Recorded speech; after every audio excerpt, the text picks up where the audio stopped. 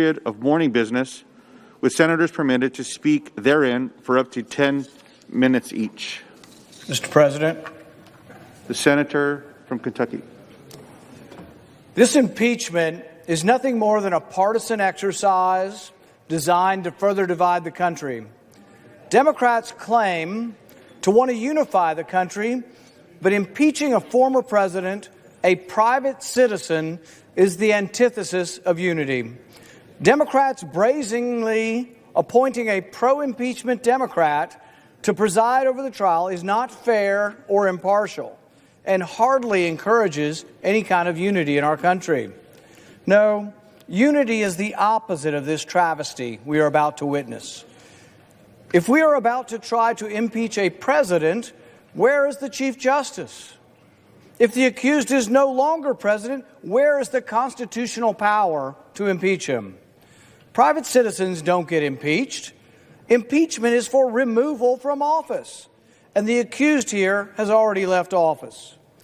Hyper-partisan Democrats are about to drag our great country down into the gutter of rancor and vitriol, the likes of which has never been seen in our nation's history.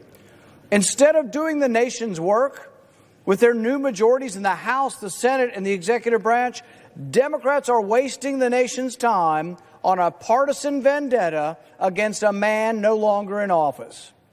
It's almost as if they have no ability to exist except in opposition to Donald Trump. Without him as their boogeyman, they might have to legislate and to actually convince Americans that their policy prescriptions are the right ones. Democrats are about to do something no self-respecting senator has ever stooped to. Democrats are insisting the election is actually not over, and so they insist on regurgitating the bitterness of the election. This acrimony they are about to unleash has never before been tried. Why? Because calmer heads have typically prevailed in our history and allowed public opinion to cast blame where blame is deserved. This sham of an impeachment will ostensibly ask whether the president incited the reprehensible behavior and violence of January 6th when he said, "I know everyone here will soon march to the Capitol to peacefully and patriotically make your voices heard."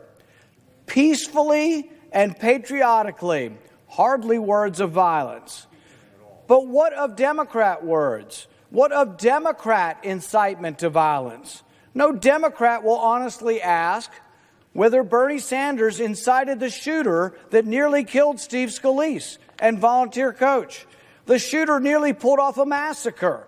I was there because he fervently believed the false and inflammatory rhetoric spewed by Bernie and other Democrats, such as the Republican health care plan for the uninsured is that you die. As this avowed Bernie supporter shot Steve Scalise, nearly killing him, and shot one of our coaches and 2 or 3 of our staff, he screamed, "This is for health care. Ask me or anyone if that's incitement." No Democrat will ask whether Cory Booker incited violence when he called for his supporters to get up in their face of Congress people, a very visual and specific incitement. No Democrat will ask whether Maxine Waters incited violence when she literally told her supporters, and I quote, that if you see a member of the Trump administration at a restaurant, at a department store, at a gas station, or any place, you create a crowd and you push back on them. Is that not incitement? My wife and I were pushed and surrounded and screamed at by this same type of mob that Maxine likes to inspire. It's terrifying to have a swarm of people threatening to kill you, cursing at you, and literally holding you hostage until police come to your rescue. That night we were assaulted by the crowd. I wasn't sure if we'd survive even with the police protection. But no Democrat has ever considered impeaching Maxine for her violent rhetoric.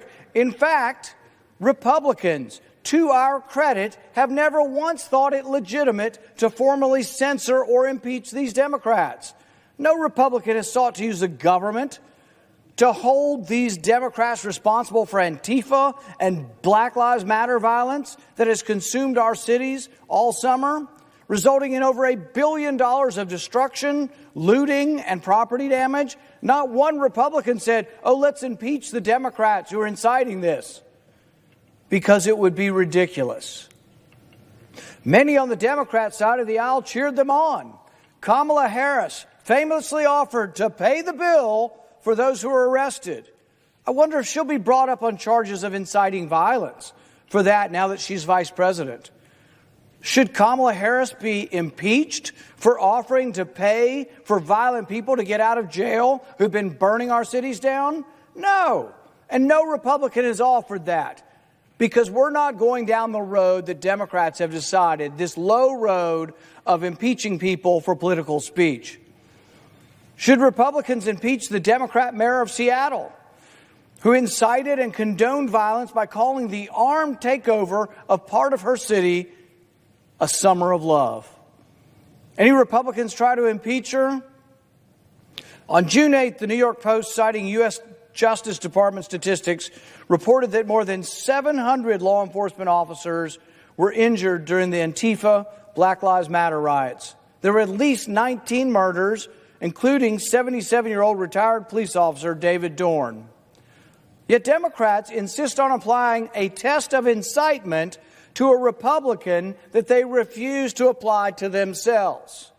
I want the Democrats to raise their hands if they have ever given a speech that says, take, back, fight for your country. Who hasn't used the words fight figuratively? And are we going to put every politician in jail? Are we going to impeach every politician who has used the words fight figuratively in a speech? Shame. Shame on these angry, unhinged partisans who are putting forth this sham impeachment, deranged by their hatred of the former president. Shame on those who seek blame and revenge and who choose to pervert a constitutional process while doing so. I want this body on record, every last person here. Is this how you think politics should be? Look, we've now got crazy partisans on the other side of the aisle trying to censor and remove two of the Republican senators for their political position. Now, look, I disagreed. I don't think Congress should overturn the Electoral College.